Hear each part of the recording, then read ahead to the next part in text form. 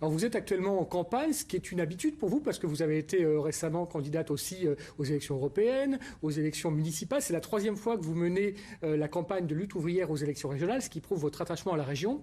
Quand on regarde vos documents de campagne, on voit toutefois que vous n'avez pas de programme précis pour la région, pas de propositions précises. Vos programmes concernent plutôt la politique nationale. Est-ce que ça veut dire que vous êtes pour la suppression de ces échelons-là, l'échelon régional ou par exemple l'échelon départemental ? Moi, je suis pour faire entendre le camp des travailleurs dans tous les scrutins possibles, parce qu'aujourd'hui, après la crise sanitaire qu'on vient de traverser, qu'on traverse, et puis surtout qui a aggravé la crise économique, qui touche de plein fouet le monde du travail, qui l'a durement payé. 1 million de travailleurs ont perdu leur emploi, plus de 110 000 morts. Et dans ces 110 000 morts, ceux qui étaient en première ligne, les éboueurs, les personnels soignants, qui sont aujourd'hui obligés de se battre pour défendre leurs dû. On vient de voir une grève pour les augmentations de salaire, les services de réanimation sont en grève.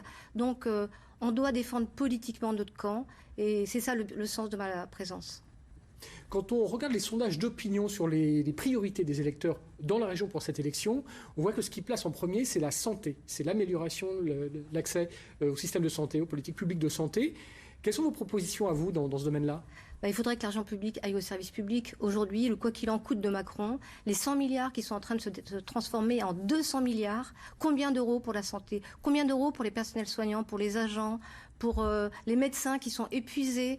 Donc ça, c'est vraiment scandaleux. Plus de la moitié, 55% de cette somme est allée directement dans la poche des actionnaires qui sont riches à milliards et qui, dans le même temps, ont licencié. Donc moi, je suis pour la suppression des cadeaux, de tous ces cadeaux qui sont faits, que ce soit au niveau régional, au niveau européen ou au niveau de l'État.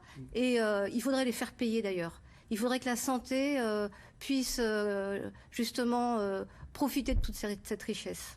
Alors, votre parti arrive toujours à présenter des listes dans la plupart des scrutins, en particulier les élections régionales.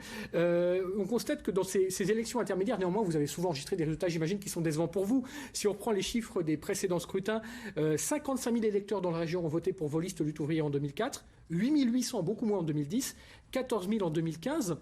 Comment est-ce que vous expliquez que dans ces dernières années, le vote de protestation, les gens qui refusent le système, ont beaucoup plus choisi le Rassemblement national que vos listes ? Mais écoutez, déjà, les travailleurs, les classes populaires, les électeurs qui vont voter pour nous, c'est pas quantité négligeable, c'est l'avenir. Parce que c'est sur un programme de lutte, sur un programme de conscience, c'est une manière de montrer qu'on n'est pas dupe de toutes les promesses politiciennes. Vous dites qui se portent sur le Rassemblement national, d'abord la plupart des travailleurs, je peux vous dire en porte-à-porte, ils s'abstiennent parce qu'ils sont dégoûtés des promesses des politiciens, qui s'assoient une fois qu'ils sont au pouvoir, c'est leurs intérêts, c'est leur carrière personnelle qui les intéresse. Donc l'extrême droite, c'est se fourvoyer.